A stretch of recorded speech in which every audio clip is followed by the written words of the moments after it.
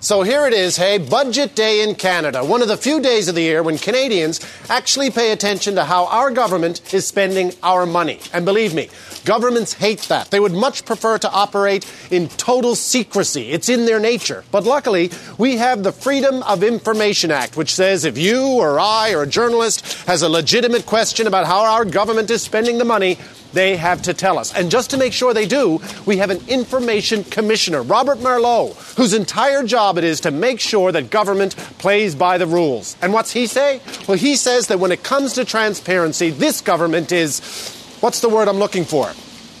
Terrible. He says in Ottawa, the fog is thickening, that government is intentionally delaying or ignoring most information requests. Well, that's great news, isn't it? Just when the government's preparing to spend more money than any of us could have ever imagined, it's suddenly harder to find out what they're actually up to.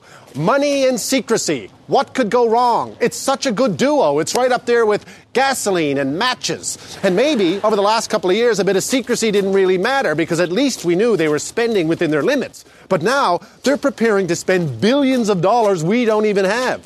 Billions with a B. And like a lot of Canadians, I had a hard time wrapping my head around what a billion actually was. And then I got an email that pointed out that a billion seconds ago, it was 1978. Yes, a billion seconds ago, the Village People were at the top of the charts. So a billion is a lot. And seeing as we're preparing to spend over $60 billion we don't even have, maybe now is not the time for added secrecy. Or the next thing you know, we're going to wake up and find out that half that money got spent in Jim Flaherty's riding. So if they have to spend the money, fine. But only if the fog lifts and the sun shines in.